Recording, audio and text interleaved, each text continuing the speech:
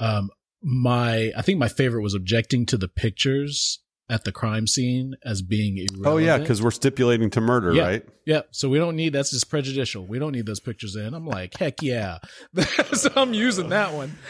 That's a good one. Write that down. It's not relevant. Taking notes. We're not objecting that we know it was murder. Yeah.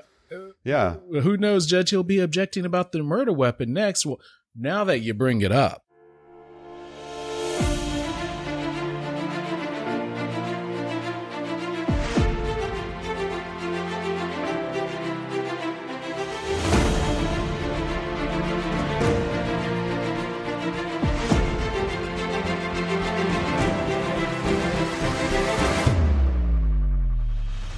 Today's Movie Verdicts episode of Lone Star Lawyers on the Varsity Podcast Network is brought to you by Varsity Search. Varsity Search builds great teams by connecting lawyers in Texas with career opportunities at small and boutique law firms, like maybe the law offices of Martin Vale. So if you're thinking of making a move or your law firm is looking to hire, please go to varsitysearch.com and book a time to visit right into my calendar. Varsity Search, building great teams. I speak. You do not speak. Your job is to sit there and look innocent. It's time for Primal Fear. Excuse me. Law offices of Martin Vale. You got the news on by any chance? I think everyone's going to want this one. There's one lawyer they love to hate. Sell the book rights yet, or you gotta wait a while? Now, tell me, counselor, which one of us is the true headline chaser here? Unlike you, I was assigned to this case. You know who I am? No, sir, I don't. Don't you read the papers? Richard Gere. I speak. You do not speak. Your job is just to sit there and look innocent. Well, I am innocent. That's it. That's exactly how I want you to look. Can you remember that? Look in the mirror if you have to. Even when the headline is murder. There was someone else in that room. Who was the third person? That's the worst story I've ever heard in my entire life. Now it's our story. He's the one. You want to go one-on-one with me? I don't lose. What's the matter, Marty? Been a while since you rubbed up against a woman with a brain? Who's the real story. Come on, ask it. What about the truth? The illusion of truth. Well, you did kill him, right? No, he didn't. Don't tell me you think he didn't do it. So how you gonna get him off? I don't know.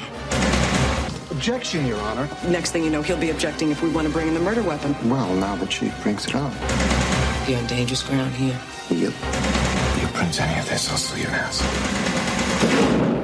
Primal Fear. This is a cover story, right? Yeah. All right, welcome everybody back to the first episode of Movie Verdicts for 2021. Yes. Robert Callahan is back with us as always. And Baylor Law's finest. That's right. And Waco criminal defense attorney extraordinaire. Glad to be here. And with Callahan and King Law Firm here in Waco. Obviously, Daniel Hare with Varsity Search. Your guides through today's special Movie Verdicts episode featuring Primal Fear. That's nice. Guides. I like that. Yes, we're going to guide people through this landmine-filled labyrinth of Primal Fear. It's a movie that when I first... or when we were putting together the list back a year ago of kind of all the different movies, it was on most of the lists, and we'll talk about where it was in some different lists, but it's for whatever reason, I think just the timing of when it came out. It came out in 1996. I was graduating from high school that year. Were you a year behind me or ahead? I can't remember. I graduated in 96. Yeah, so same. Yeah, so kind of like that's just like right in our wheelhouse of like when like movies and all that are really, big for us. And of course, we're not lawyers yet. We don't care about that stuff maybe, but just it hit us at the right time, and then kind of coming of age with Edward Norton at the same time, which we'll talk about, I'm sure. So just a fun movie, and I was excited that we decided to pick it for the kicking off of 2021. Yeah. So this will be fun. It's good. Man, so where do we even start, bro? I have so much to say about this movie. It's crazy. I know you've been wound up to talk about this, so I'm excited to hop in. Well, I'll tell you what, before we kind of hop into the formalities of how we do this, just how long had it been since you'd seen it? I think we were saying, I know for me it had been, probably at least 15 years Yeah. since I had last seen it. It's not one that I've watched regularly, or whatever. So what about for you? Yeah, I mean, I probably saw this in college at some point. And it was probably like, one of those like HBO type situations. I don't remember seeing it in the movies. I guess I just sort of slept on this movie really, because man, I remember seeing it and not really, it didn't make an impression. So it must be the case that I just sort of like came in and out of it and never really watched it start to finish. Right. But bro, too, like Richard Gere movies, they kind of have the stigma of like soft porn sort of a thing. I mean, tell me I'm lying, No. So I think I never really paid attention to it, and bro, it was good. Well, and there was some soft porn in this, so maybe that's part of the what's. We can just go ahead and go there. Yeah. This is not a kid-friendly movie, so. I mean,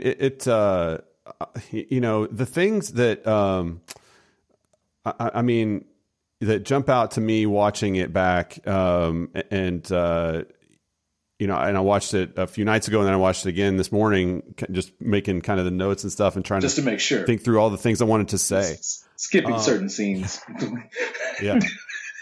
All right. Yeah.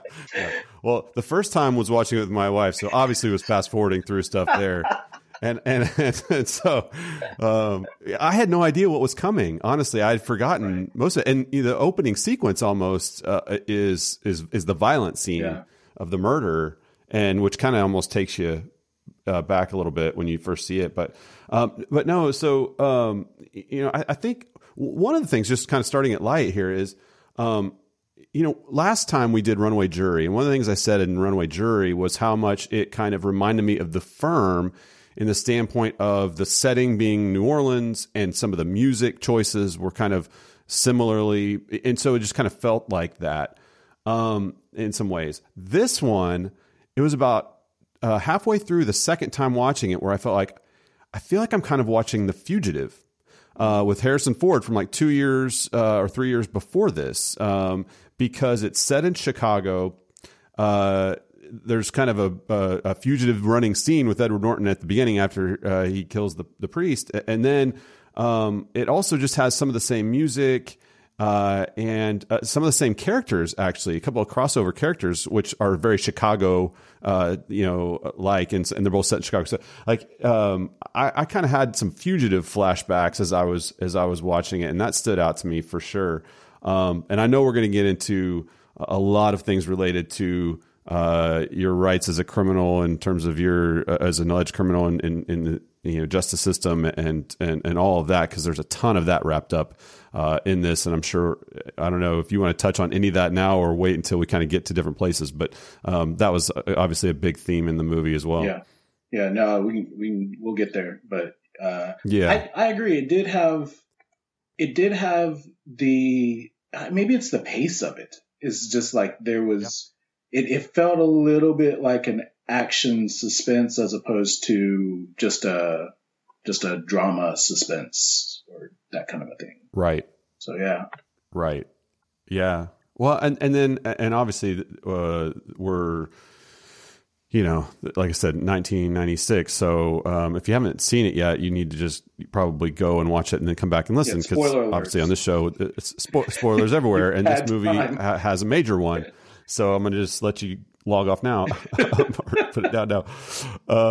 But I was trying to think through, the twist at the end, which we can just go ahead and get it out there, because it's obviously one of the major components to this movie, of the con that Edward Norton is playing on everyone. It almost sort of reminds me of a few years later, when that Bruce Willis movie comes out with the kid who sees the dead people, the M. Night Shyamalan one. Yeah. If you hadn't asked me. Now I'm just blanking on it. Anyway, and like at the end is when and it takes everyone by surprise. Yeah. And then it all, similarly, the Witness the Prosecution has an ending that is a super twisty and turny, and we talked about there how, and that's an old movie, how they were really like very secure around the theaters and not wanting people to tell their friends how it ends. And so this has kind of one of those types of endings to it. Usual Suspects, another one that has a kind of twisting ending to it that this kind of fits alongside those others, I think, in terms of how well it's pulled off and how surprising it is the first time you see it. And it's fun. I think the fun thing for me watching it back this time was knowing what the ending was going to be and trying to look for like clues that the characters should have seen or picked up on, or things they could have done to kind of learn more, which we'll get into. But I don't know. What are some of your other thoughts? Yeah, well, and so by the way, just so I won't get my movie card revoked, it's The Sixth Sense with Bruce Willis. Sixth Sense, obviously. Yes, thank you. No, that was me. I should have had that one pulled up, ready to go. But yeah. So it actually has two twists in my mind, and the first twist being that he's we're originally looking for a third person in the room who was the actual murderer, the O.J. Simpson defense. And then it turns into a mental health, like I've got an alternate personality. And so that itself is a twist. And then you've got the fact that there never really was a mental health issue. There never really was, two personalities. And so that was all just a con. And man, like the writing, I really feel like it delivers really well, like you said, hiding that twist and then making you sort of go back and say, when should I have noticed this? And there are clues, which I would love to talk about that maybe kind of when we get closer to the closing. But there's some great clues that are just laid all throughout the thing. Yeah. All right. So now we got Robert's mic all fixed up, and he's going to sound a lot better right now. Not that he didn't sound good before, but he sounds all that much better now. I always sound good. Oh yeah, let's hear you. Caught you with your coffee. I had a sip of coffee in my mouth and you almost got it all over me. Okay, there he is. Yeah, we got some good mics here. We're going to use them. Technology. All right. So where on the last part I was going to say about the ending, and like I said, we're going to get this all in more detail, but is that, it would have been actually, if you would have just ended the movie, after, they're in the judge's chamber, the judge decides what she's going to do. They're in agreement and he's leaving, then the judge leaves and it's just the two lawyers left in the chambers. And then he just kind of walks out and smiles at her and they've got a little, if she smiles back at him and he walks out, credits could have rolled and you wouldn't have really thought it would have been fine. Like that would have been fine. And, there was enough kind of action there in the last scene in the courtroom that, and you felt like there was closure to everything. Like, it would have been fine. Like, I think the movie still would have been good. The extra scene and getting the twist at the end, is just like takes it to a whole other level though. But it's still a good movie even without it, but it just makes it, it puts it up into the top echelon because of all then that had to go into getting you to that point that you can recognize and appreciate now. Yep. Absolutely. I agree with you. Even there's so many different aspects of genius when you start looking back at like the story within the story and what you should have caught the first time. Like, oh wow, it's awesome. So I'm a big fan. Yeah. I'm going to go ahead and just like a placeholder this too, so I don't forget to come back to it. Unless you just want to go ahead and dive into this. I have one overarching question that I'm not sure. Maybe I'm an idiot. Maybe I just missed it. And so I'll be curious what you think. I'm still not sure I totally understand when the con actually starts. What I'm trying to figure out was Aaron Stampler like 3 years before this happens or 2 years before this happens, while he's an altar boy and living in the church, what's his personality? Is it Roy? Yeah. Because at the end, he tells Richard Gere, no, there was never an Aaron. It was just always Roy. So was he always Roy in the way that he acted, or did he always act like Aaron, but still had that rage of Roy inside of him that he just didn't let out until later? Like, I'm confused, because like, it seems like a very natural thing would have been for both sets of lawyers to go back into the, like, other people that worked with him at the church and all this other stuff and figure out, hey, did he have these blackouts, and was he crazy, this guy, or like, but we don't get any of that backstory at all. So I'm totally confused by all that, and we can come back to it, but I just wanted to place. No, I think it's fair game, because like I had the same thought, and I think that is a product of the way that we are thinking now, post movies like The Matrix and M. Night Shyamalan's, any movie of his, Signs, The Sixth Sense, or anything like that. But like, it kind of invites you to go back and look at, like, what did I miss? When did this start happening? And I don't think that they really answer that question for us here. I don't think that this was a sort of a grand schemer kind of thing where he anticipated getting Vale as his defense attorney. Yeah. No. Which means that he would have had to turn the charm on right there in that first meeting. Yeah. But in some regards, and this, I think because of what the movie is trying to accomplish and what the themes are, I think that it didn't matter who the defender was. I think it was going to play out the same way. Yeah. Yeah.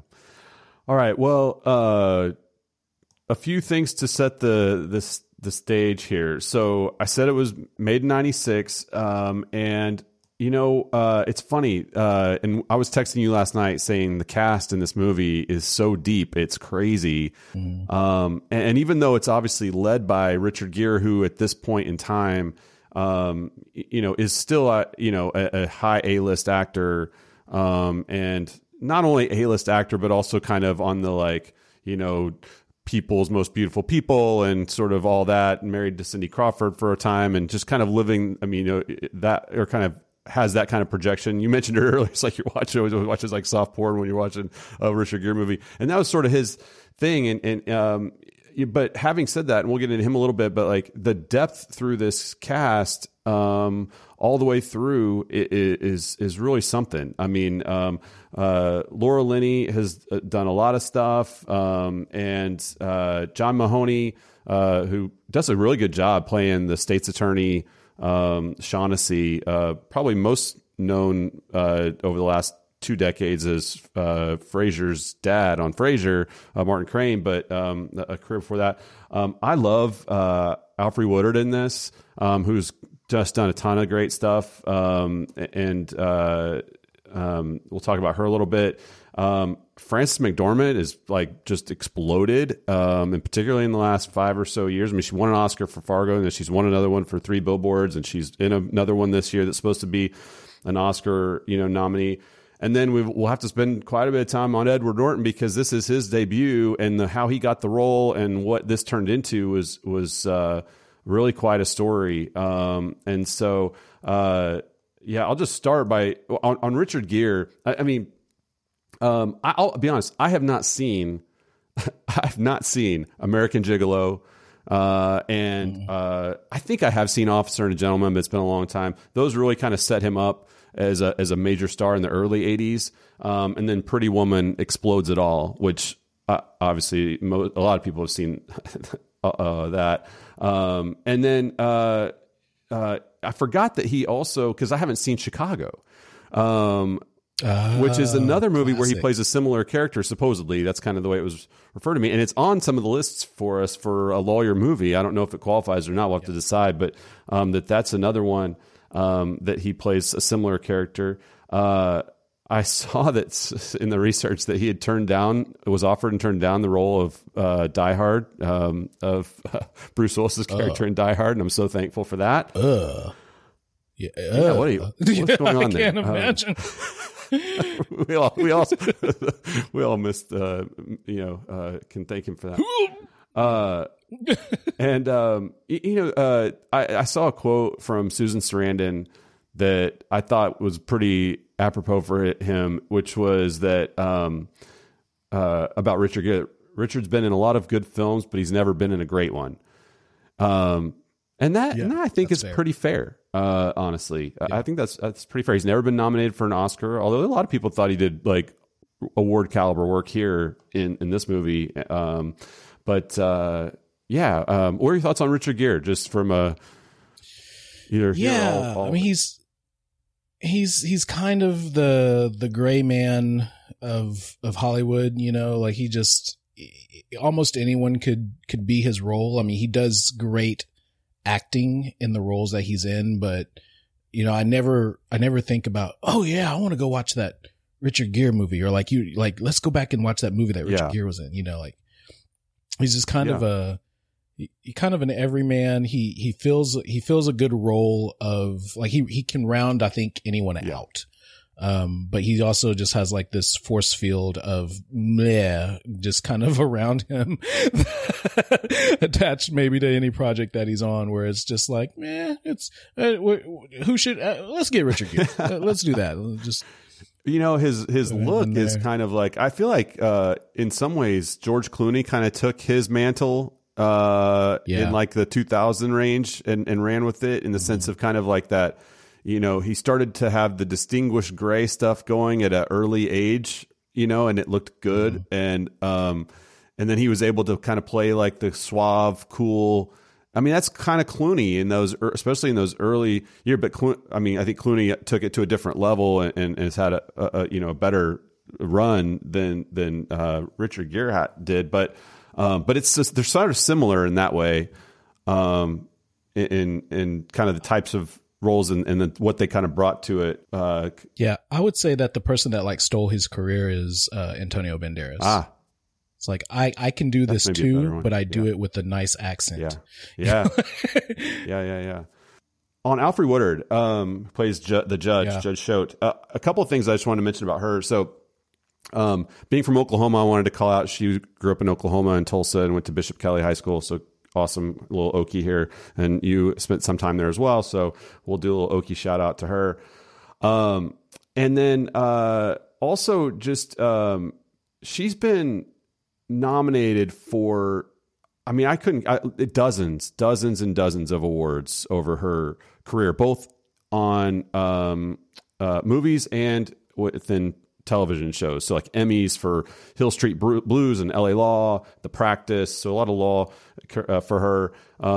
And won a Golden Globe for Best Actress in Miss Evers' Boys, which I haven't seen. And then nominated for an Oscar in 1984 for something. So she has had a storied career, and then is in Clemency, which connects to all this stuff that we're talking about too. So, and I haven't seen that. But one thing I want to mention about it, what I heard for a story from her on this role was, it was originally, not surprisingly, written for a middle-aged or senior middle-aged male, white male. And when she took the role, she took it supposedly with one condition, that nothing else about the role changes. So like all the things that they had written for like what might have been a stereotypical white old male thing to do, like maybe drinking whiskey in the judge's chambers, like over and over and over again.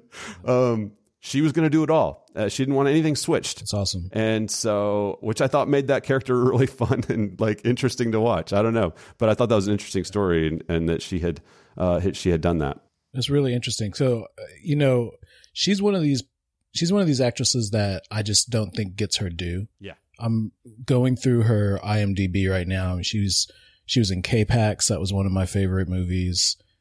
She was in The Practice, TV series. She was in Radio. She was in Beauty Shop. She was in, The Lion King as the voice of Sarabi, which is, if I remember correctly, Simba's mother.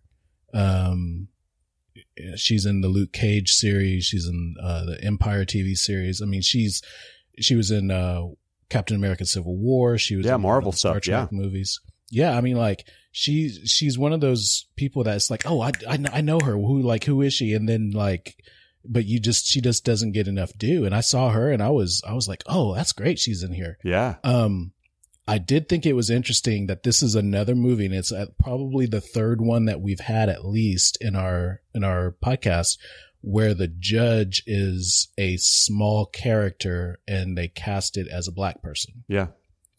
And that's not to say, like, it's not a slap in the face saying, like, it's not that they're casting, in my opinion, it's not that they're casting this person as the judge just sort of like as a backhand, but I think it's sort of like, we don't know where else to fit this person in. We want them in the movie. Yeah. If we put them in this role of the judge, then they're in a elevated place, central to the action, even though their part is small. Yeah, you're right. 'Cause, we talked about that, I think, with A Few Good Men. You had the judge, you had, Liar, Liar, as well. And there may have even been one more. And they all vary a little bit in how much they're given to do in the movie, for sure. But you're right. That has come up on multiple occasions. And yeah, like, it seems like she gets she gets, good roles, good stuff, and gets acclaim from awards, but doesn't seem to have kind of the, like, the public, like, appreciation, it seems to me. So I think that's right. Frances McDormand, on the other hand, is getting both right now. It's funny because she looks, so much younger in this. Obviously, it's that, a long time ago. But she's 2 years removed from winning an Oscar in Fargo, which another one I haven't seen. And Three Billboards, which I didn't get, frankly. I did see it because I heard it was really good and it was up for every award. I get her performance being great in it, but I didn't really get the movie. I didn't particularly like it. But then she was also nominated for 3 other Oscars, for Mississippi Burning, for Almost Famous, which Almost Famous is a fantastic movie. I love that movie. And then North County, which I never heard of. So she's nominated for 5 total, 1, 2, and then she's only one of 23 people to claim the Emmy, Oscar, and Tony trio of awards. So she's got all 3 of those. The famous EGOT with the Grammy included in there, Emmy, Grammy, Oscar, Tony. Only 16 people have done that. I love the EGOT because Tracy Jordan on 30 Rock always talked about how he was going to get the EGOT.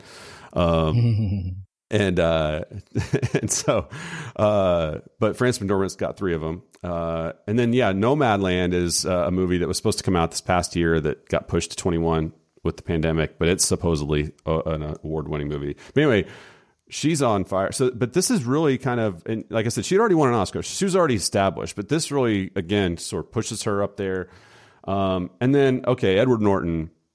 Actually, before we do Edward Norton, I want to do a couple others. Terry O'Quinn plays Yancey, who's another kind of state's attorney. I guess kind of a mid-level guy. So Shaughnessy's like the head dude. I assume, like, I don't know what they do in Illinois, but the elected DA or whatever, state's attorney. Yancey, Terry O'Quinn's playing like a supervising DA, and then Laura Linney's the younger kind of up-and-coming prosecutor who gets the case to try. Although it took me a while to kind of figure out the roles there, because at first Shaughnessy just kind of looks like a power broker kind of guy. Yeah, I thought he was like a mayor or something. Yeah, like I couldn't quite tell what his actual role was, and I kind of had to keep prying for it. And then Andre Braugher playing Goodman, the detective, or the kind of private eye detective assistant for Richard Gere's character, Marty Vale. And I actually, if I go down my list of like my favorite lines in the movie, he's got a higher percentage of like great lines per the time that he gets to talk than anyone else, I think. Like, I feel like they gave him a lot of great lines. I love almost all of his some of his interactions with the different characters are great. So I'm gonna be excited to talk about him as well. But yeah, so Edward Norton, man, you want to lead off on him? This show stealer. Such a good job. Well, yeah, I want to talk about the character. Yeah. More than so. Going back to just the setup here, just the brilliance of this. When you realize in hindsight that there's a 2 twist here, the names of the characters make so much more sense. Our main character, the lawyer, is Martin Vale, Vail, which makes me think both of, to prevail, like, a winner, but then also like VEIL, veil, like, you know, it's like something that's covering his eyes, and he doesn't quite see That's good. the full Look at picture.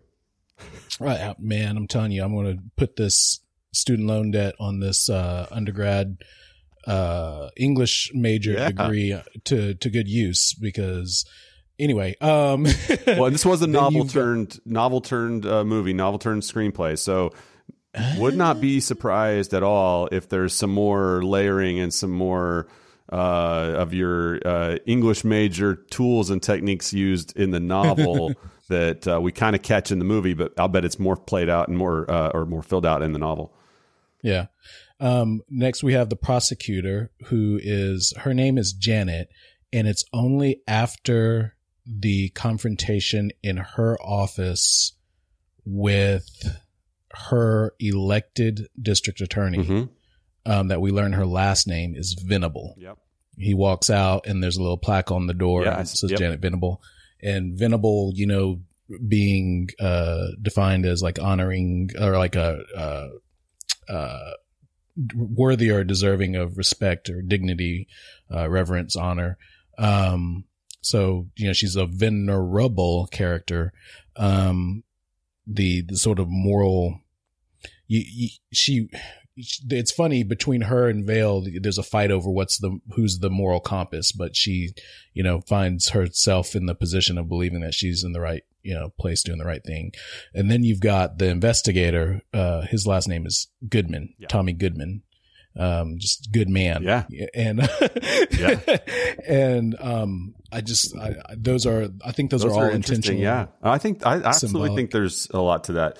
And the other thing, as you're talking about, Janet Venable and Venerable, like I actually thought also, as you're talking about, if it you know, connects to vulnerable, because she was certainly, I mean, throughout the entire movie, I mean, she is a very vulnerable character.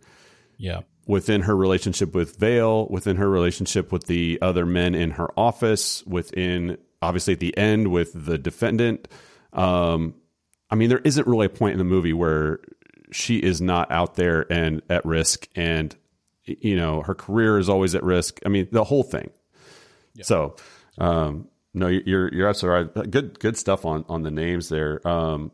Yeah, and just a minute on Edward Norton. They went through 2,000 reads on people to play this character, and Richard Gere was going to walk away from the whole thing because they hadn't found the right person. That, and I think there were problems with the script and other things with the production as well. You know, him out of 2,000 people, they had offered it to Leo DiCaprio, who he had turned it down. Then he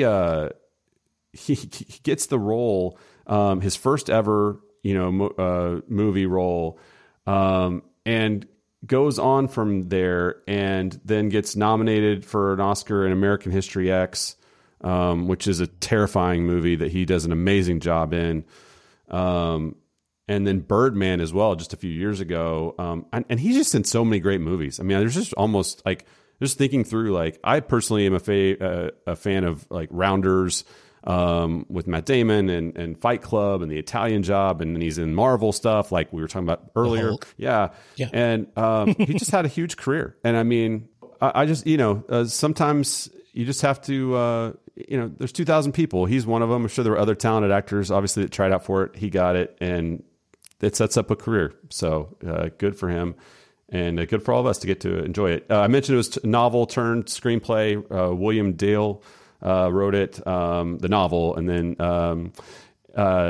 Steve Shagan and Ann Biderman turned it into the screenplay. It is a 7.7 on IMDb, 76 critic, 89 audience on Rotten Tomatoes. It was number 12 on IMDb's Best Lawyer Movie list, and number 18 on the ABA Best Lawyer Movie list. Made $102 million on a $30 million budget. It did get an Oscar nomination for Edward Norton for Best Supporting Actor. So yeah, that's sort of the framework for this. So do we want to hop into some awards, or do we have any more overarching thoughts before we get into the awards? I'd love to talk about sort of like the big ideas that are behind the movie. So like its import and the themes and the greatness of it. And so I think the importance of it is that it's a commentary on the criminal system and the roles that everyone plays. Yep. And I think that, you know, along with that, the theme that lawyers are professional skeptics. I mean, before the credits even get done rolling in the beginning, you got Vale talking to the reporter, right. And, you know, he's telling that anecdote about law school, and, it's probably worth playing here. Yeah. Let's listen to it. On my first day of law school, my professor says two things. First, from this day forward, when your mother says she loves you, get a second opinion. Let's say you have a client who you know is guilty. No, don't even start with that. Our justice system doesn't care about that, and neither do I. Every defendant, no matter who he is, regardless of what he's done, has the right to the best defense his attorney can provide. Period. So where were you with the truth? Truth? How do you mean? Naomi! I'm not sure how many ways there are to mean it. You think there's only one? I can't do this. You're late. Yeah. Okay. Actually, you're right, no. There is only one that Marty, matters. hold still, please. My version of it. The one I create in the minds of those 12 men and women sitting on a jury. You know, if you want, you could call it something else. The illusion of truth. If you want, it's up to you. Yeah. So just, you know, this kind of classical, cynical, idea of lawyers, how we operate around morality. And then I think ultimately the movie is a commentary on what goes wrong when we all just sort of nestle into our different roles in the system and trust for the other parts of the system to play their parts. And the whole thing's supposed to just work itself out. I think that, you know, it's interesting. I saw in your outline, you talked about this is yet another movie where we're dealing with Brady versus Maryland and prosecutorial misconduct. And I was thinking about this. I can't think of a lawyer movie where the prosecutor is the hero. And I can't think of a lawyer movie where there's not some sort of, in a criminal context, where there's not some sort of prosecutorial misconduct. Yeah. Maybe those are just, you know, hot button issues, which they are. Yeah. You know, we're still fighting that battle in Texas with the Michael Morton Act and trying to get teeth to it. Yeah. But it's just, I think the fact that it is such a device, I hate to call it a trope, but that it really is like a commonality, just sort of shows the importance of ethics in prosecutorial discretion. Yeah. So where that pretty important really hit home is watching the DA walk the detective through on her examination of him, just basically getting evidence in, but then talking about the importance or significance of the letters and numbers that they were carved into the chest of the victim, which at that point we didn't know anyone had made any sense of yet. But then he starts reeling off, oh yeah, it's points to a book that's down in the library of of his church or whatever, and not only that, but there was this passage under, and it's the Scarlet Letter, and it's underlined, and Vale's looking around going, what? And so, like, I mean, we don't get like, you know, objections there. We don't get, you know, to kind of see a fight over that, like, you know, we would have, I'm sure, if there was time and everything else. But just watching that play out was where it smacked. I mean, you know, there was another scene earlier where he was point blank asking her to turn over everything, and she was basically slow rolling that, which that seemed more just sort of almost like typical stuff of like, just come on, I need everything, get it to me. And you know, and then it's hard to know in that scenario with particularly those characters, how much is her supervisors pressuring her on stuff versus what she's trying to do and things like that. But yeah, that theme though of making sure that the defense has everything that could potentially exonerate them or anything that, you know, to be able to have everything in discovery is just, it keeps coming up over and over and over again. The other one is Well, I'll let you. We've touched on it before, so I don't know. But anytime there's a criminal case, criminal lawyer that's the focus.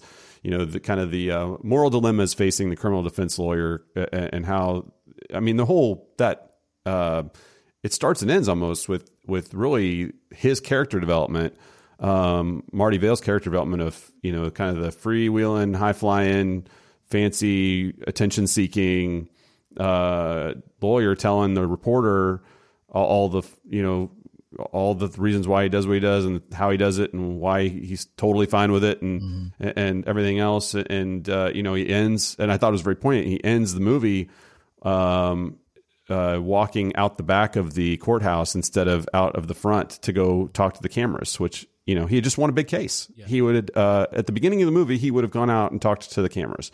But he had kind of changed his tune by the end as well. But so that kind of moral dilemma of the criminal defense lawyer, I don't know if you want to touch on that. We've touched on it other times. So. Yeah, I definitely have a lot more thoughts on it, but I will say that, I mean, it's a great arc for the story because he starts, the first thing we hear is his voice saying basically, ethics don't matter.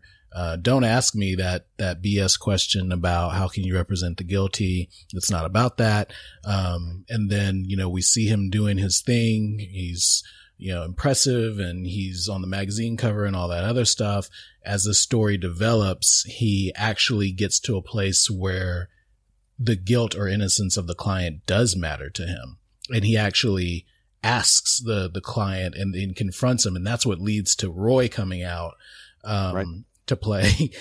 But that's, he's desperate to know at that point whether or not he did it or not. He's got this moral existential crisis he's going through, which Absolutely. Has rattled him from, what he knows and is good at doing, and put him in a place of caring. And then, by the end, he doesn't want to have anything to do with the crowds and the lights. And, I think that scene in the bar where he's talking to Connerman, which was also an interesting last name. I don't know if that was, referencing like a con man sort of. Con, yeah. He kind of looks like he had that sleazy 1996, Steven Seagal hair pulled back, combed back kind of a thing going on. But, right. Steven Seagal, please don't, come find me and kill me in my sleep. But, the point being that he's talking about, I don't do it for the lights. Although that's great. I don't do it for, the adrenaline. That's great. But, the money, that's great. But the reason that I do it is because I have this belief in the presumption of innocence and the idea that everyone is innocent until proven guilty and beyond a reasonable doubt. And, that's noble. I tell students, when I talk to them, that that's not enough, because you will go through these existential crises for different reasons. And, doing something because you enjoy the work or because your parents did it or because, you do it from a place of lack, like I want financial stability or something like that. Those things aren't gonna keep you, aren't gonna give you the peace that you need when you're up, late nights, or unable to sleep because of the moral dilemmas. And, but then by the end, he figures out that he's been played and the whole system's been played, and it all has to do with the way that he viewed things.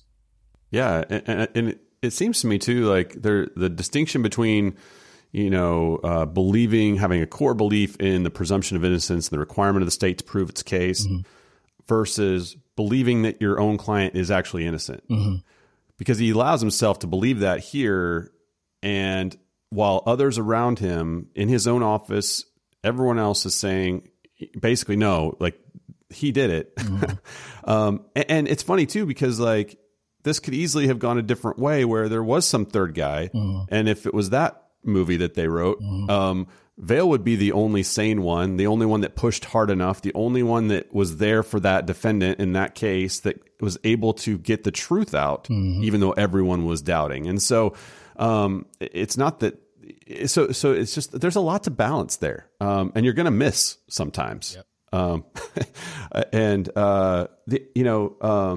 And then the last thing that I just saw from this was and this is, I mean, very relevant today, I feel like, in terms of just people's view of, I mean, today it's people's view of what are essentially corrupt and broken large institutions. Yep.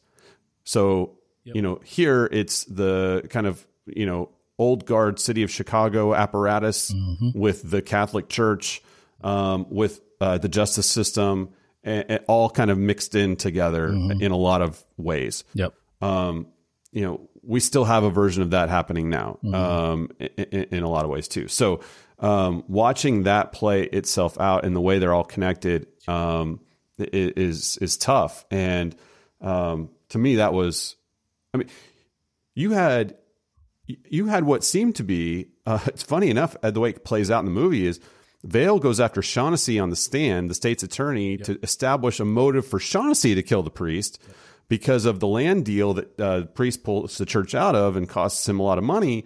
That's a very plausible motive. Like, I mean, that made total sense. And obviously Shaughnessy was capable of having people killed. He had the other dude that was Vale's client from the beginning of the movie that kind of had the neighborhood side of some neighborhood in Chicago that was kind of his area, killed when he wouldn't leave the state. And so, but that all gets tossed out by the judge as totally irrelevant and all that, and he gets fined and contempt of court. But man, yeah, just seeing that play out and seeing that speech that Shaughnessy gives to him at the dinner table. Let me tell you something. It's a mistake to stick your thumb in the eyes of the most powerful people in the city. It's not their eyes I'm aiming for. About how the city works, kind of stuff. Yep. And I think, you know, it's just it's sort of the dark underbelly of all this stuff. Yeah, what I got out of it is this is the snake eating its own tail. You've got the client who is depending in his manipulative state on the lawyer to be what a lawyer typically is.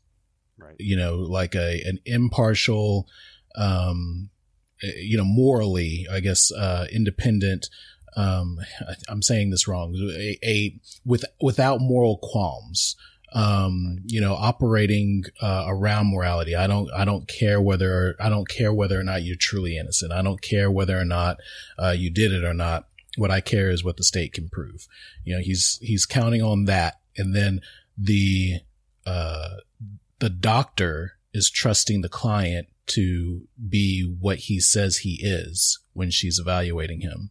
The lawyer trusted the prosecutor to be what she was when he allowed, his client to be cross-examined on the stand. And, you know, he knew that she was going to walk into the trap because why wouldn't she? Because she's a prosecutor and that's how she operates. Right. And even the judge, you know, the judge, is being trusted to be what she was, in that she was going to, once she saw the truth, even though he couldn't change their plea to insanity, not reasoned by guilty of insanity. He's trusting that the judge is going to do her job and, you know, grant a mistrial or whatever and have him committed. And so we have like all these different players, that are in their little role, in their little silos, doing what they do. And each is affecting the other one, and no one wants to kind of pop out of the system and say independently, hey, maybe we shouldn't do things this way. You know? And in fact, the part of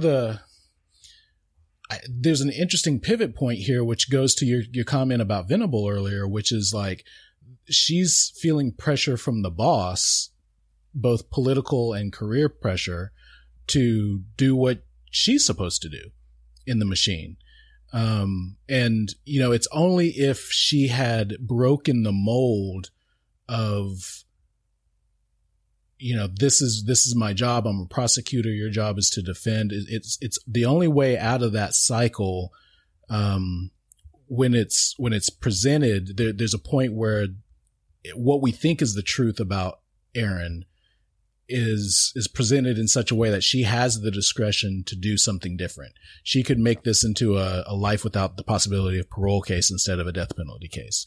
She could choose not to prosecute this case if she didn't want to. And she asked early on, like, do I have the full discretion? And they're like, yeah, but not really. And exactly. So this the circle of life, man. You know what? And kind of and the last point on that is, I noticed too, watching it back, is that it's not the opening scene, but the first that scene near the first of the movie when they're at the benefit. So before the murder, and they're at the benefit for the Catholic charity thing or whatever it was. Every major character in the movie is at the benefit. Yeah. The state's attorney, Vale, Venable, the priest, and I don't remember and I'm saying that thinking was by that time was Aaron not an altar boy anymore, not singing in the choir, or was he? I can't remember if he was singing. Yeah, but he was there. Okay, yeah. So every character was at this one event. Yeah, the whole movie is in this one event, even though they're really not actually that connected to each other prior to the event of the murder. Yeah, it's just weird. We talked about breadcrumbs earlier, and that I think was kind of one of them. You see Norton up there singing, like just fitting in, just blending in, singing. Singing like there's something about him fitting into the role, and there's also, I don't know if you noticed this, but the idea of dancing and that song in particular that shows up at the mafia guys place. So the first time we hear it is they're at the bar, and he's going to relay the $1.5 million settlement offer. And he's like, hey, I love this song. And the guy gives him the CD. The CD points to it on the thing. Yeah. Yeah. Which, remember CDs. And, he says, he gives him the CD. And then when we meet the prosecutor for the first time, they're at that benefit, and he comes behind her and says to her something to the effect of, do you want to dance? All you have to do is turn around. Yeah. And it's kind of like, do you want to dance with the devil? Yeah. Is how I took it. And then the next time we hear that song is when he's watching the news story about Aaron running from the police, blood soaked. Yeah. And he's leaning in, realizing, like, I'm going to formulate my strategy for the case. And that music's playing in the background, and it's kind of like, yeah, I'm about to do the dance again. And then towards the end of the movie, when they're in the judge's chambers, just the prosecutor, Venable and Vale together, the song isn't playing at that point, but he comes behind her. She's rattled. She's emotional. He hugs her. Great acting on her part, by the way, in that scene. Man, and she's good. Yeah. And let's not sleep on her. Yeah. She is really a good actress. Yeah. He comes up behind her, which, would probably get you an elbow to the chest, but he comes up behind her and says it again. Do you want to dance? Absolutely not. He says, all you have to do is turn around. She doesn't turn around. As he's leaving the room, she calls his name. She turns around. He turns around. They've got that moment that's sort of shared in the look. Yeah. Everything else plays out. And then the end credits, that song is playing. Yeah. Man, it's just crazy. It's some good writing. Just good writing, I think. When he comes up to behind her at the benefit and says the dance thing, I was thinking kind of to what we were talking about at the beginning with Richard Gere. Like, there's only about Richard Gere can pull that off. George Clooney can pull that off, and Antonio Banderas, your other pick, can pull that off. I don't think anyone else can actually pull that off. Everyone else just looks so stupid. Yeah. Like, they're like, what are you doing? Everyone else catches a knee to the crotch. Is what? Yeah. I mean, Richard Gere does it, and it's, it's fine. Whatever. Well, let's take a quick break to share a few of the exciting job opportunities that we are currently searching for here at Varsity Search. We are looking right now for 2 construction lawyers in Dallas, estate planning lawyers in Houston and Austin, and high-end business litigation lawyers in Houston and Dallas. There is also the opening in the Illinois State Attorney's Office in Chicago to replace the recently fired Janet Venable, if that's something you might be interested in. So if you or someone you know might have interest in one of these opportunities, please email me, daniel@varsitysearch.com, or go to varsitysearch.com/lawyers for more information or to apply. All right, now let's get back to Primal Fear. All right, so a few awards here. Best lawyering. Man, I know what my moment is. Tell me what yours is. So I have a few jotted down here and kind of in some different buckets here, but we talked earlier about about the DA pulling out the book and the carving stuff, and so taking aside the fact that should have been disclosed to the defense, that turned out to be a good lawyering moment for her, like strategically and for what she was doing. And she had a couple of other good ones. I mean, her cross on the psychologist was good, because I always love that every time at the end. Oh, I know. It was Roy. That was killer. I love that. Oh, the inflection and everything. Yeah. Oh. But it wasn't Aaron who killed Oh, yes, I know, Doctor. It was Roy. Oh, Aaron didn't kill him. Oh, I know, Doctor. It was Roy. Oh, I know that prosecutor. That is rough. That's great. Actually, and Marty's like going after Shaughnessy on the stand, I really loved. Yeah. And then the afterwards, that's for Joey Pintero or whatever, No, and then I kind of liked this turned out to be right in one sense. The third man strategy was actually right in some ways. Yeah. There was a third man, and it was Roy, who they weren't prepared for. I think Goodman says that to him after he figures, well, it was a third man or something like that. I'm okay. I'll use this point to talk about this. I'm still not sure I understand it. And as I was doing just a little bit of research, maybe you can fill me in on some of this with the whole pleading of insanity thing. Mm-hmm. So he objects during the plea hearing, right? Because it doesn't want Aaron to say anything and is pleading the fifth there, pending a psych evaluation and presumably trying to kick the can down the road a little bit so they can get the psych eval done and decide about the plea, whether they're going to plead insanity or not. Because the whole thing was built around the idea that you can't change it in the middle of the trial. Yeah.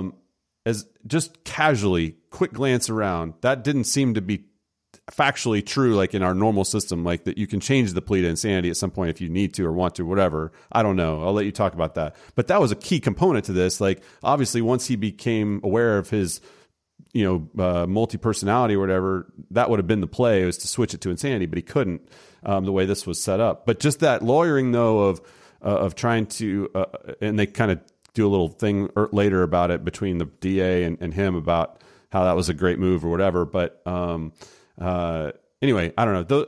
So what are your thoughts on the whole like setup of they can't change the plea in the middle of the trial? Yeah. So I actually, at first I was thinking, wait, what do you mean you can't change the plea? And then I was thinking through it, and in Texas law, technically he's correct. There's a requirement that the state be notified 14 days prior to trial at minimum before you assert the defense of insanity, because insanity is an affirmative defense. And so, it's your obligation as a defense to prove that. That's one of the few times that you have a legal obligation as a defendant to prove something. And so the state has the ability to call their own witnesses and put on a case in rebuttal to that.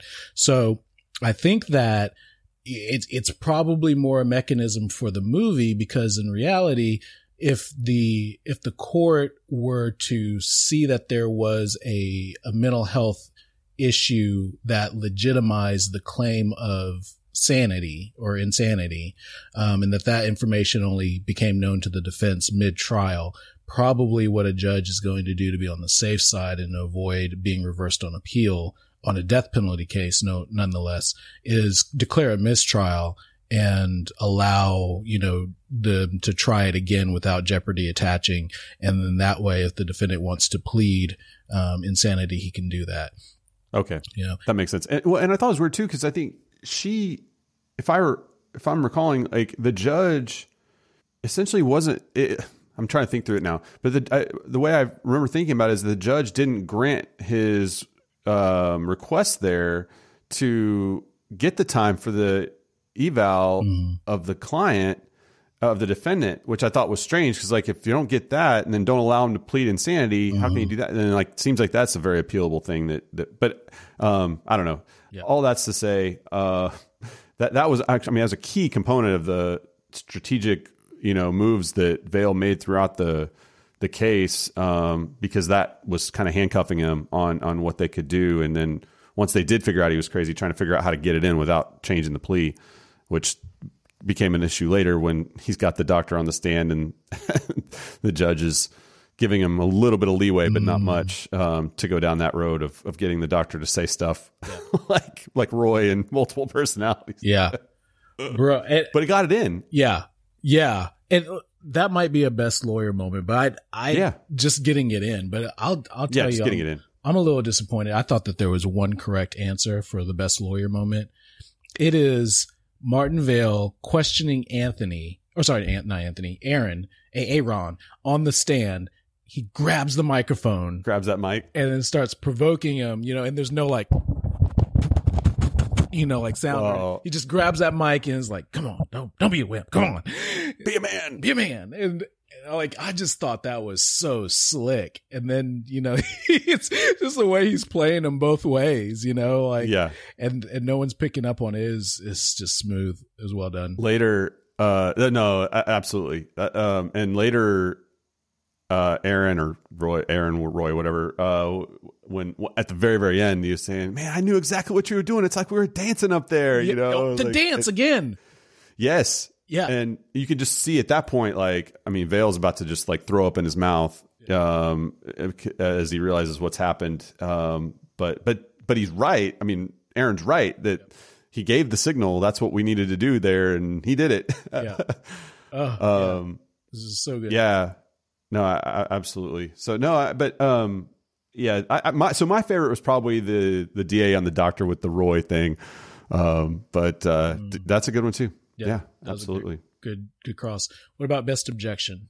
So I didn't have a best objection. I guess the sort of one I would say is, Vale objects to the DA putting Goodman on the stand to get the tape in, but he's doing that for the jury so that he's not the bad guy, even though once they get to the bench and they have the little conference, he lets it in. Yep. There's pure theatrical objection. Yep.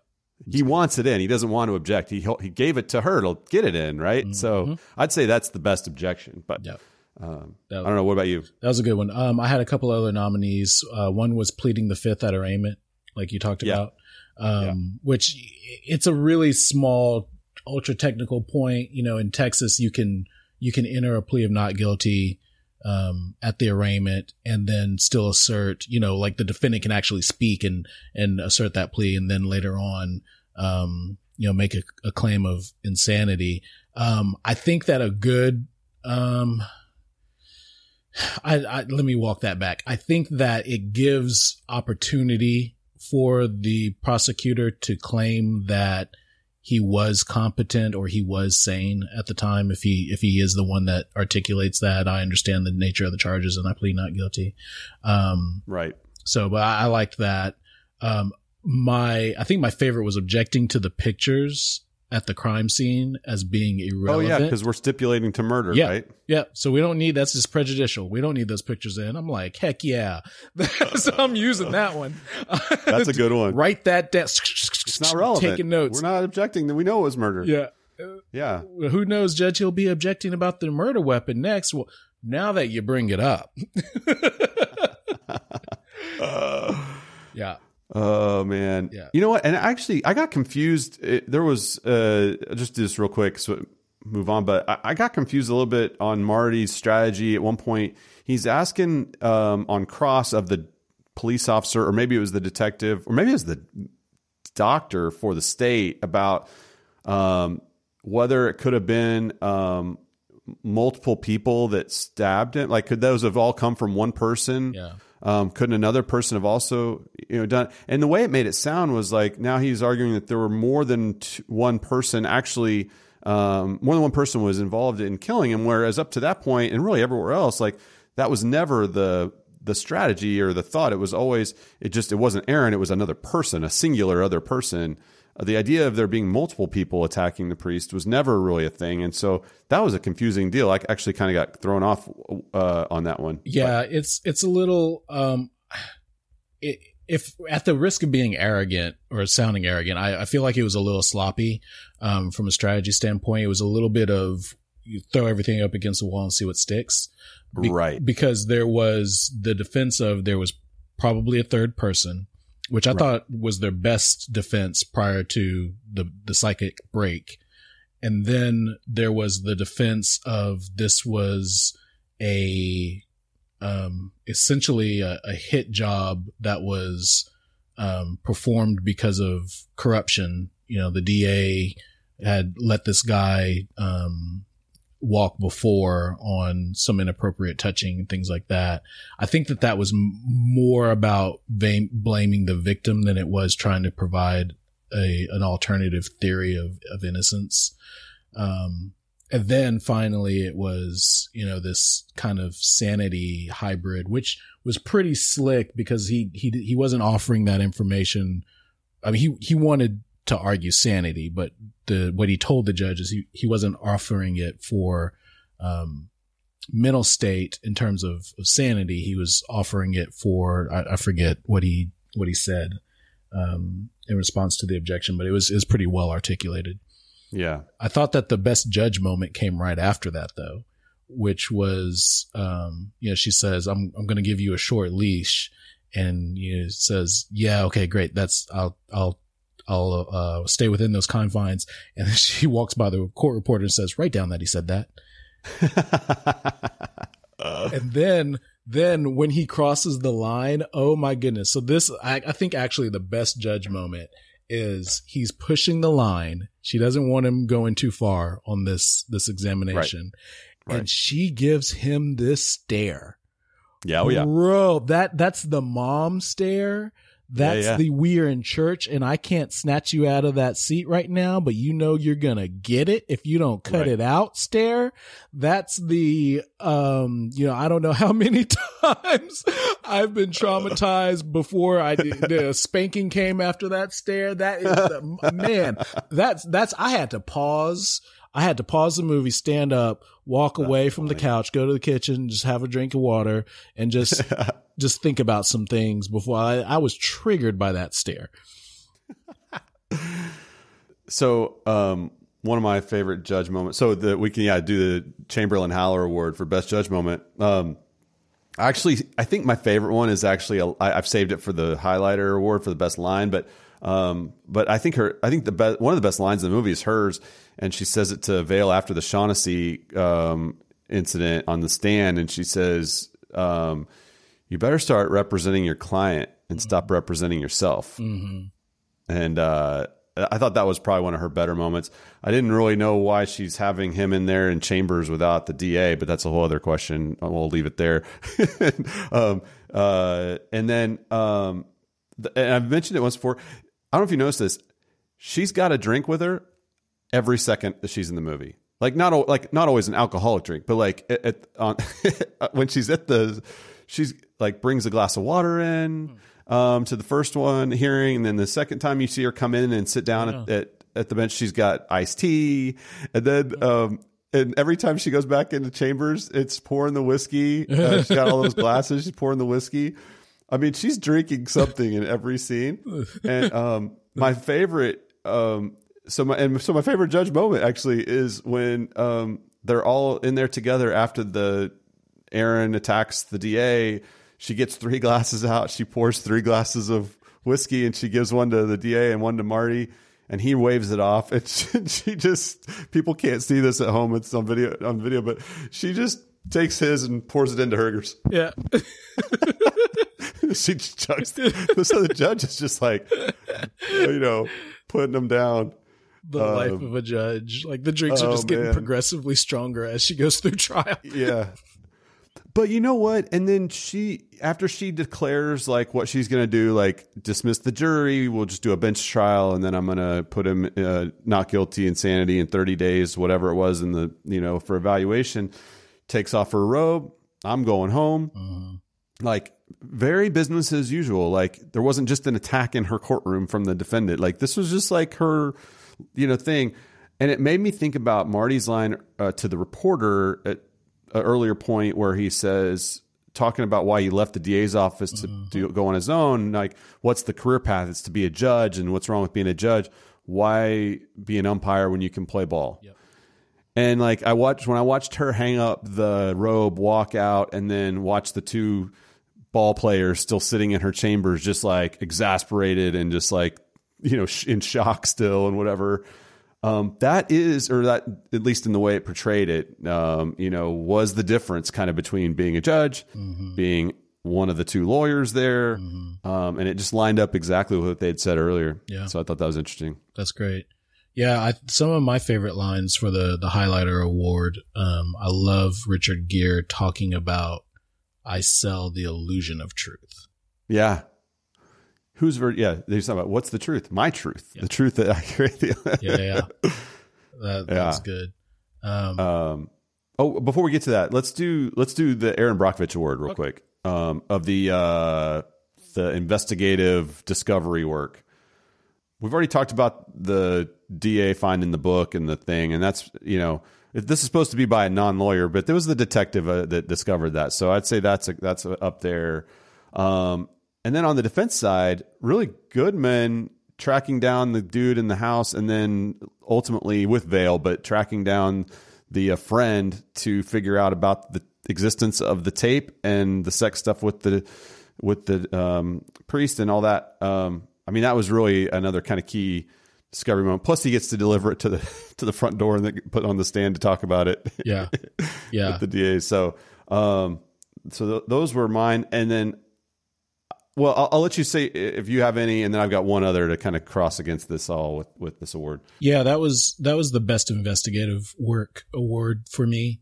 Although a lot of I think the tape was probably more significant than. So what I was going to say originally is Vale and Goodman together, because it wasn't just the tape, but it was also that psychic break. So like it wasn't really so much the doctor, like she discovered it, but she didn't really disclose it to Vale yet. But Vale goes inside there and realizes what's going on, that this guy has multiple personalities, and starts drawing that out and developing it. And even like warding her off where Aaron couldn't see him, and making him intentionally face away from the window so that he didn't realize that the doctor was in the room. But he's developing that. So I thought that was a good piece of investigative work. But in terms of best prep work, trial prep work, I would say it's Aaron. Yeah, no, he obviously bested everyone. So, I gotta say, Marty dresses down his staff for not finding the book thing. That was no good, even though it should have been disclosed. But there's that. The thing I thought was just, I can't understand it. Like, no one's looking for Linda. Yeah. Where's Linda? Yeah. No one's looking for Linda. Well, I think that two different seems really important. Yeah. And we learned at the end that he killed her too. Yeah, that was rough. Like everyone just buys into, oh yeah, she got spooked and she split, and like again, back to what my questions earlier about like formulating what was this Aaron guy like a year ago. Linda would have been an important person to talk to about that, as well as what was going on with the priest and everything else. And what could she have been the killer? I mean, she was I mean, the three people that had the motive based on the sex stuff were Aaron, Alex, and Linda. Yeah. Like, how are we not trying to track Linda down? Yeah. Poor girl's at the bottom of the lake somewhere. Yeah. Yeah. So I don't know. That part was like, well, what's going on? Yeah. That was a dark moment when you realize, like, not only did he slaughter this priest, but like he also killed Linda. Yeah. Yeah. So he's not just like, which, I mean, she's a victim in all this too. So it's not like he's just like, I mean, it's one thing, you know, I mean, you know, what he was, you know, subjected to, and then his reaction to kill the priest. I mean, there's a logic to that, right? Even though it's grotesque and brutal and horrible, like, but then it takes it to another level to know that he killed her too. Like that just puts him in a whole other class of, you know, psychopath. Yep. Anyway, what about your best witness? You know, it's hard to not for the best witness moment. It's hard to not have Aaron turning into Roy and hopping over the rail and choking the DA. It's just that transformation, the dance with Vale, and like you were saying, him grabbing the mic and telling him to get tough and turn, you know, whatever. I mean, yeah, I don't know. What about you? Goodman squirming on the stand under cross-examination. Oh man! So I have that on a couple of other places. I should have had it there. It turns into a comedy for like 5 minutes. Like, there's 5 minutes of comic relief with Goodman on the stand, and I said that earlier. Like he has some of my favorite lines, and there are a lot of them are on that stand. Yeah. Oh, he's just squirming and looking over like, should I tell the truth? Do you want me to tell her this? It starts at the beginning of the movie when Vale is teaching him how to use allegedly. Yeah. In front of all of the like accusations of the client. And so now he's like going overboard on the stand with it and using it like in front of everything. Yeah. And the DA calls him on it. There's no allegedly here. It's either you did or you didn't. That's hilarious. Yeah. Allegedly? Andre Rauer is low-key hilarious. Do you watch Brooklyn Nine-Nine? I don't, but I saw it on your eyes, so I was going to ask you about it. Cool. Okay. That's all right. Don't worry about it. It's oh man. it's a great Y'all can't see the look I got there. Great movie. It's a great show. He's in it. He's great in it. Highly recommend it. Yeah, man. No, him on the stand. The uncomfortable nature of trying to talk through what was on the tape. Mm-hmm. But like you said, there's somehow it worked and he made light of it. It's not obviously funny, but he was able to, like in the movie, it comes across as light, and the priest is like the director. Yeah. Yeah. Oh God. It's like the most horrible thing ever. And somehow there's some, comedy in that. It's some just super dark comedy. There's really not any of it anywhere else in the movie, but no, that's absolutely. I'd say best witness moment's Goodman for sure, and that gives me an opportunity to. I'll hop into our Bechdel test and Callahan test. Okay. Because I actually thought I went back and like watched it again to try to see on the Callahan test the two people of color talking about something or someone, not a person, a white person. Right.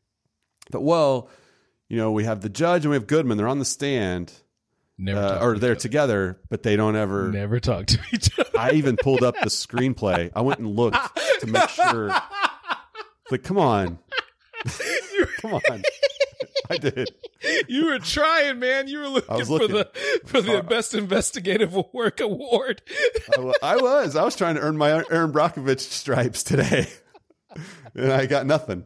That's rough. Just like I know. All he had to do is just like turn up. Good morning, Your Honor. Just well, and the reason why I went to the screenplay on it was because I'd already watched it. I'd already taken it off, and I didn't want to pull it all like the movie back up. But I was thinking as I was thinking through all those funny little moments that he had on the stand and where he wasn't directly answering her questions, the DA's questions, I thought surely there was a moment where the judge says, Mr. Goodman, answer the question or something like that. And nothing at all. And you just don't. So on I don't know. I didn't see, any other moments that could even really get close on the. And what's interesting is it's actually, in terms of diversity, like there was quite a few black characters that were just around. Yeah. I think there were even some on the jury. Yeah. But, but and I mean, Hispanic too, like from the, especially in the neighborhood, of the Joey character and there, and then, one of the cops too, I think. So yeah, absolutely. Yeah. But just never had missed opportunities. we have quite a few of those here. Yeah. And so on the Bechdel test. Yes. So this is 2 women talking about something or someone that's not a man. Yep. That's all you need. That's all you need. You got anything? That and love. All you need is love. That and love. Yeah. So this is your version of I went to the screenplay and I actually found something. Really? Okay. So this is what I came to. So there were 4 possibles. There's Venable talking to the judge about an objection that was made. This is at the pretrial arraignment. And then there's a moment where they're on like the second day of trial or something like that. And the judge comes in. I think this is when she's pouring the water, and she says to Venable, "Madam Prosecutor, do you have a witness?" or something like that. I don't think those technically count. I agree that they do not count. Okay. All right. So, but I mean, yeah, they were obviously talking, but yeah, I think for the spirit of the award or of the test, I think you're right. Okay. So then there's the meeting in chambers, and so this is after Roy has come out and they're on the verge of declaring a mistrial. So you've got Vale, Goodman, and Judge in chambers. And she never really talks necessarily to Venable. It was more kind of like, I'm assuming that you're, interested in, or you don't want to. Oh, I talked to your boss and I understand that you're not seeking a mistrial, but I know that you're the one here calling the shots. And yes, Venable responds again, not really conversationally, but maybe more so to the judge than the judge's comment was. But, she's kind of like, we wouldn't be pursuing the case again if we could. Right. So there's something there. But then I started thinking about it again. There's a cross-examination of the psychiatrist. Yeah. By Venable. Yeah. Now, arguably, that's not a conversation, but it's 2 women that are talking with each other. I think that's fair. They're talking though about Aaron. That last piece, you can't get over it. Yeah. So, I mean, all you had to do was have a female defendant, and I think that would have won. So, and arguably the same thing is happening in chambers, like even to the extent that they're not talking about Aaron and as the defendant and everything that the movie is about, the trial, they're talking about, Venable's boss, Shaughnessy, and, whatever his name is. But, so I don't know. I don't think we got it. Nah, I don't think so either. The only one that I had was, this is weak, man. This is weak sauce here, but whatever. So after they found the tape and they bring it back to Vale's office and they are about to start watching it, or they maybe start, and it's while like he's doing the sermon on the tape, and Maura Tierney's character, who, by the way, Maura Tierney, second appearance on the podcast. Liar. Yeah. So again, back to the depth of the cast. We hadn't even talked about her yet. So she's there. And then the other female staffer, I don't know her name. She doesn't get a name. Comes in and says to Maura Tierney, "What are you guys watching?" Yeah. And Maura Tierney just goes, "Shh," or like, "Wait a minute." Yeah.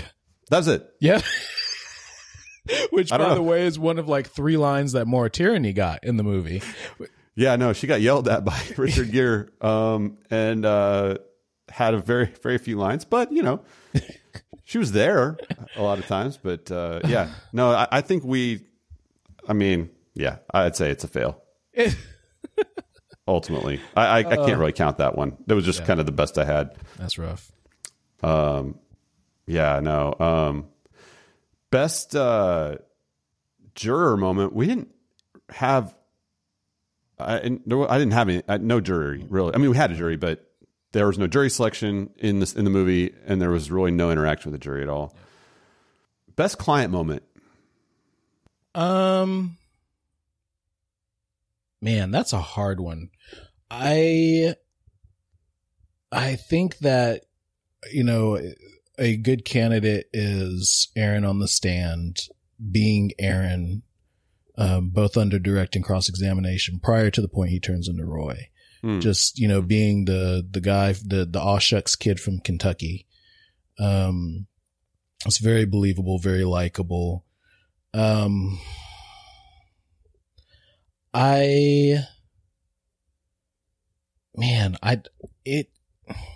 best moment I think was at the end, prior to the point that we know that he's a fraud. He's got this moment where Vale comes and sees him in the jail and says, "This is what's going to happen. They're going to commit you," and yada, yada, yada. And he's just, thank you, Mr. Vale. I appreciate you. Thank you for saving my life, kind of a thing. And, it was a good touching moment about what attorney-client interaction can be. Yeah. Just quickly. Just laughing away. Because, and then. Yeah. And no, you're right. Yeah. You're right. It's so hard. It is. What about you? Best client moment? Yeah, no, I mean, the last meeting, in the last time they were together in the jail cell, I have that. Actually, also when they first meet in the jail cell, when he tells him he's going to represent him, and kind of they have that initial conversation, and just to kind of hear that, you don't often get to hear kind of that one-on-one lawyer client in the cell kind of first meeting like that, and I especially liked, at the end of it, he just kind of says, "Look, from now on, I'm your mom, I'm your dad, I'm your friend, I'm your priest." Love that line. You don't talk to anyone else but me from here out. Yeah. That kind of thing. Yeah. Play that please. Look, I know how it looks, Miss Vale, but I swear. Yeah, I don't need you to try to convince me, Aaron. I just want you to answer my question. But I didn't do this. You got to believe me. No, I don't have to believe you. I don't care. I'm your attorney, which means I am your mother, your father, your best friend, and your priest. In other words, I don't want you talking to anyone but me from now on.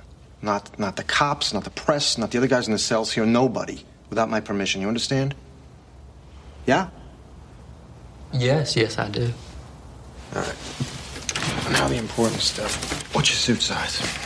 Yeah, no, it's good stuff right there. We have a letter that we send to our clients when they first either retain us or when we're appointed. And one of our points, as we're explaining the criminal system and what they can expect in the process, is, I kid you not, we say in bold letters, you have the right to remain silent.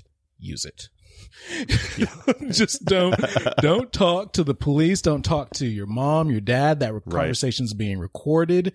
Even if it's video, conference at the jail, don't write letters to your friends talking about the case, because they're going to copy those. They're going to have every collect phone call that's made in or out. It's all being documented. And in fact, don't even talk to the guys in your cell about your case, because they'll turn into snitches against you later. Right. And so, which, I can't pass it up, because this is, as we're recording this, is January 27th. We're only a few days past the inauguration of the president, and before that, the meeting of the houses to vote on that. And can I just say, as an advertising plug here, it's a moment from Callahan and King, just reminding you that if you are going to go to one of the nation's most secure landmark facilities with the most technology in a pandemic, not wearing a mask, maybe don't stream the whole thing live on your cell phone, just like it really kills your ability to assert the Fifth Amendment later. I mean, you can still assert it, but like you've essentially given the government everything that they need to make their case, especially if you take a picture of something like, oh, I don't know, the speaker's podium or your feet on a desk or something like that. So just maybe, just change one of those things. Like maybe don't go to the Capitol. But if you're going to go, maybe don't take your cell phone. If you're going to go and take your cell phone, maybe don't. I hesitate to mention this from I don't know, just a moral standpoint, because like if these people aren't smart enough to figure it out, then maybe we should just let him do. I see you note for the audio, y'all. Dan's face is just scrunched up. He's just like, oh no, we lost half our membership, our readers, our listeners now. But just maybe make it a little bit easier for your lawyer. Just wear a mask. If you can't do it for the germs, do it to protect yourself from criminal liability. Just help your lawyer out a little bit. That's all I'm asking. That's right. Oh my gosh, yeah. Wow. And that was the last time that Robert Callahan was invited to the podcast. For all of our audience that got jammed up on January 6th and still needs a lawyer, Callahan and King is ready to roll. Got your back. Turn over your cell phone right now. All right. Running short on time because I don't want to go too much longer. What's your favorite scene? Man, it's the cell when Roy comes out to play for the first time. And yes, I mean, like he slaps Vale and just completely different personality. And not just that is happening, but that Vale has the mental wherewithal, the presence of mind to realize that if the doctor comes in, she's going to interrupt this and it'll go away. And so he wants all of that to come out, and he's reaching behind, giving her the hand signals, don't come yet. Don't, stay where you're at. Turning him away from the window. And it's probably the best piece of acting in the movie. I agree. From Norton. Yeah, I agree. I'll mention something about that here in a little bit on Norton. Because that scene, and I agree. I think that's the best scene. There's lots of them. I mean, obviously the twist scene at the end where he just starts clapping, way to go, Marty, figured it out kind of thing. I mean, that's up there too. And his transformation on the stand. But I think you're right that the scene is that one. And we've already said a few best lines in the movie. I'll throw out a few other ones. I like, Venable's line to Marty about their relationship when she said, "It was a one-night stand, Marty. It just lasted for 6 months." Yeah. Rough. Yeah, it's tough. Sounds about right. Oh man, she says something else to him. Marty's line to Shaughnessy at that dinner table about the pipes are bursting again, John. He's about to start tearing up the city and its infrastructure of corruptness. Yeah. I like that one too. Goodman's watching that tape in the office. There's motive. He also says this kid doesn't need a lawyer. He needs an exorcist. Yeah. Yeah, he's great. He is. Why gamble with money when you can gamble with people's lives? Oh, joke or not. That is gallows joke, humor. But man, bro. When after the delivery of the tape and Venable meets Vale in the bar around the corner, I just think it's funny that he's drinking whiskey or something, and she says the usual, Stu, and the usual is the Bud Light in a bottle. Did you notice that the I bars? don't know. When I hear someone say the usual, it's usually like some maybe a little more complicated beverage or something. You just order the Bud Light. Right. Just ask for the Bud Light. Nothing wrong with the Bud Light. Just Bud Light. It's actually more efficient to just say Bud Light than Bud Light. The usual. The usual. There's 2 syllables in Bud Light, but that's true. You're right about that. Did you notice the bar is called the Alibi? Oh, was that the name of it? Yeah. Oh, that's great. Yeah. That's great. All right. Any other lines before we move on? Nope. All right. The Contempt of Court Award, the Fletcher Reed Award. I mean, Vale actually does get thrown in contempt and fined $10,000 for the Shaughnessy thing. No. And Roy jumping over the rail and choking the DA is probably as close as you can get to a Contempt of Court Award. Yeah. Because I assume that's tacked on as a charge at that point. Right. I mean, we don't get that in the movie, but I assume in. I don't know. Anything else? Contempt of Court awards? No, I think that's if you're going to get a contempt of court in a case, I think that's a good use of it. You know, and if you make him enough money to afford a $10,000 fine, the $10,000 fine, yeah, which he starts to ask for back at the end. Yeah. The judge shuts him down. Yeah. Right. That was great. All right, last thing: inadmissible evidence. Yep. So, you know, my inadmissible evidence here is really a rant on the mental health system as it applies to the criminal system. Quick primer in criminal law. The only thing that, and this is a little non-traditional of a inadmissible evidence segment for me, because I didn't research a lot about, you know, background on the movie, but yeah. There in criminal law, there's only two aspects of mental health that the system cares about.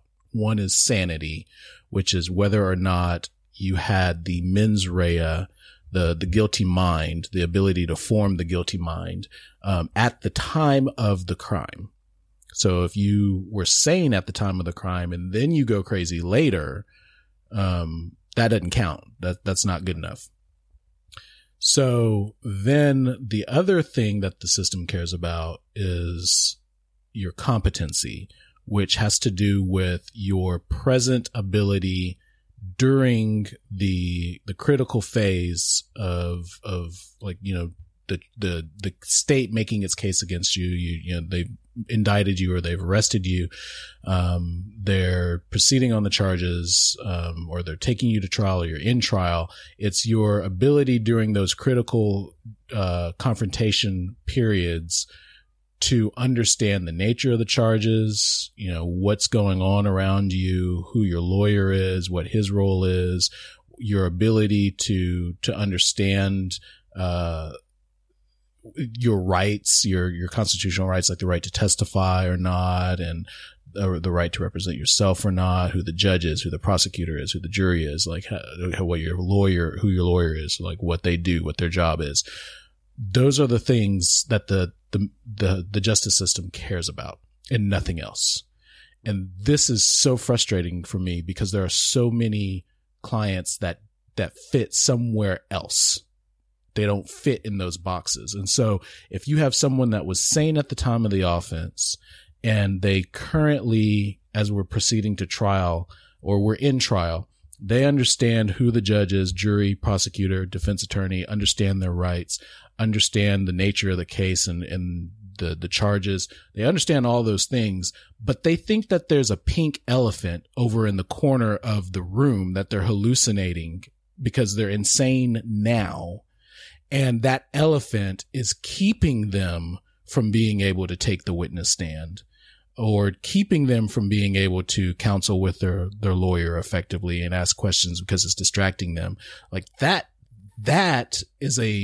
an issue that is not addressed by competency, is not addressed by insanity. One of my heroes in the local justice system, Russ Hunt, several years ago argued a case that went up for appeal. I think just made it to the 10th Court of Appeals only. And I don't think it made it to, Texas Court of Criminal Appeals, but it was about diminished capacity. And, you know, it's this gray area such as IQ, that can, you know, factor in very relevant ways to how a person should be treated by the system. I had a trial one time where a gentleman was considered sane, competent, but he had an IQ that was only slightly higher than a child's. And, you know, what do you do with that? And we made the arguments, you know, tried to preserve error, but ultimately that's just not a place that the system wants to go. So that's mine. Thanks for that. And I'm going to seem very petty in bringing out the behind the scenes stuff on the movie. That's right. So this was for people that are into The Mandalorian now, and I'm sure before that too, and other stuff. Pedro Pascal's first ever audition for anything was for the role of Aaron Stampler. Like I said, there were over 2,000 that did. He was one of them. Edward Norton's ad libs in this movie. The stutter was not in the novel as part of the character or in the screenplay, so he came up with that on the set.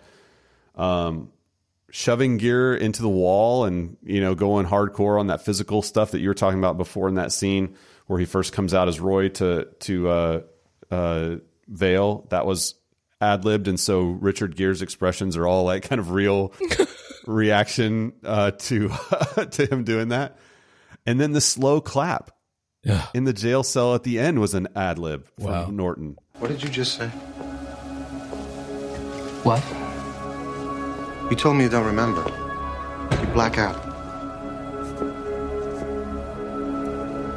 So how do you know about her neck?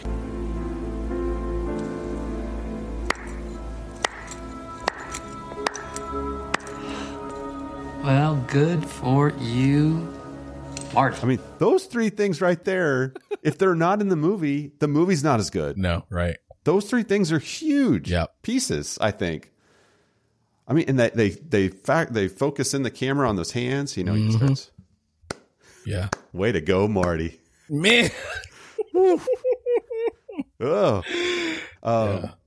So there was an alternate ending. I think there was some back and forth on this all the way through the production of the movie as to whether to basically allow Vale to be a victor in this or to walk out defeated, which is what they did. And Gere, to his credit, I think, was always pushing back on the kind of momentum around the movie was to make him ultimately victorious. And so even to the point of an alternate ending where after the scene in the jail cell, he somehow brings him back out into the courtroom and is able to kind of reconvene the you know, something and get Stampler thrown away. And so, but they didn't wind up doing that. They do the ending that you see, and so much the better that they didn't try to go down that road. Like I was saying, I mean, it could have ended before the last scene and it would have been okay, but having that last part was what made it so much better.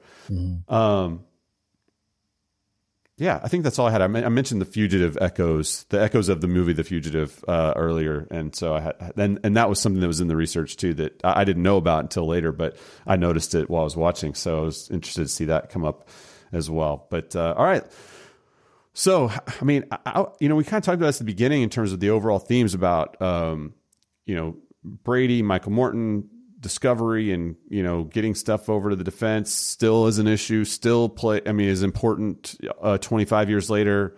The nature of our institutions and the trust that people have in them, obviously still a huge problem. And so to me, like we talked about this with Runaway Jury, where you had the gun lobby and the gun case and a few other things that were still with us. And it felt relevant 20 years later. I felt the same way with this, with some of those major themes. They don't seem to have been in another era, that are behind us. Like we're still in the midst of them.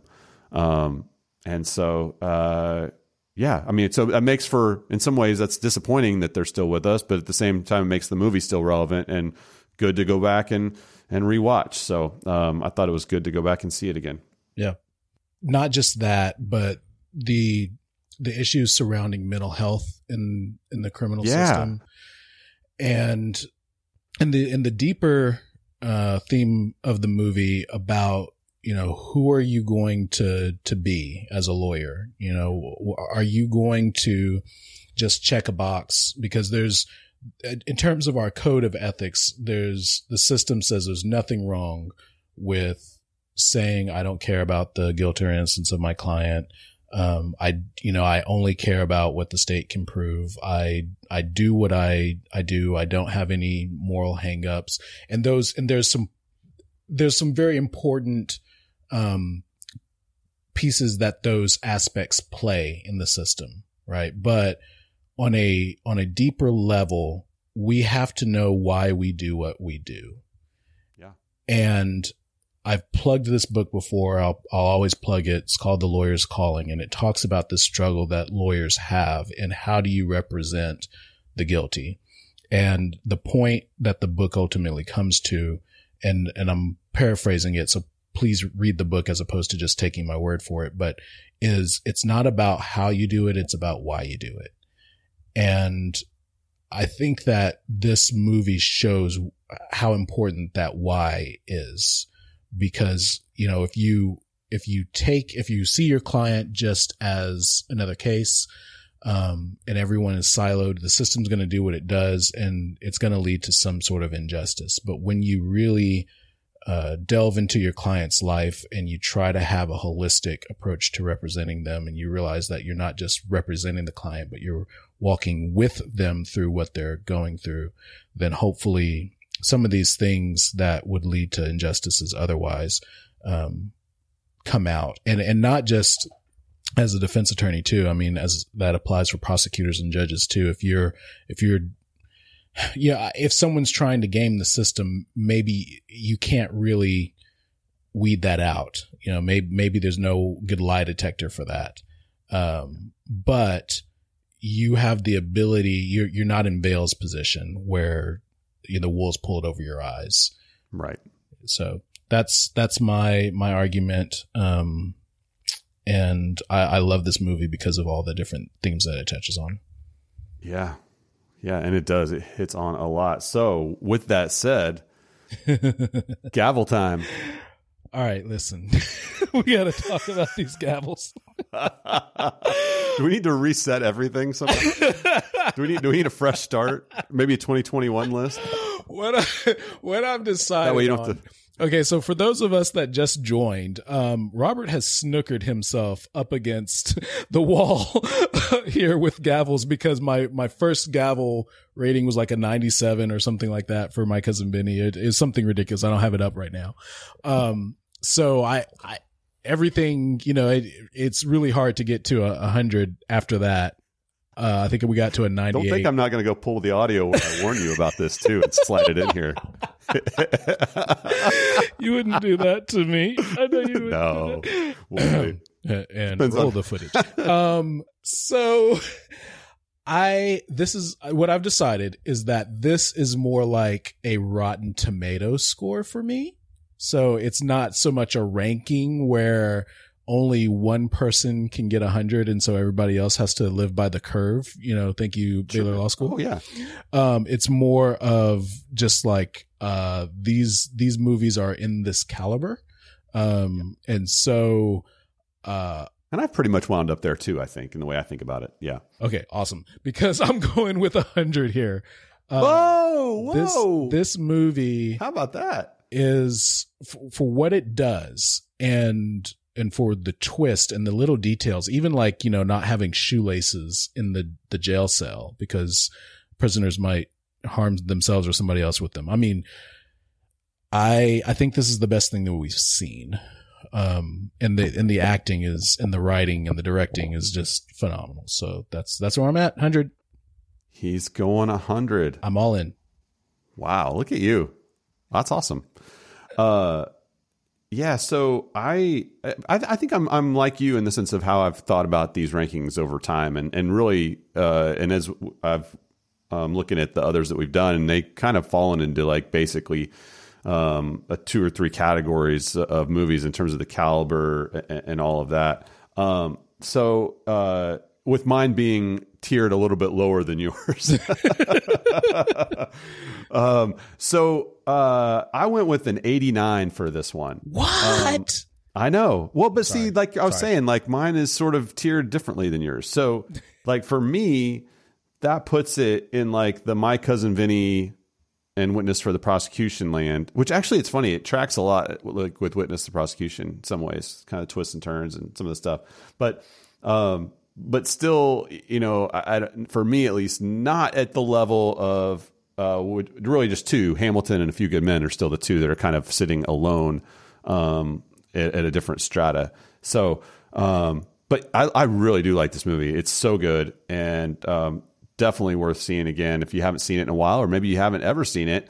Because I know I'm starting to become aware of how much older I'm getting, and a lot of lawyers that are practicing now maybe didn't go to high school in 1996 when I did.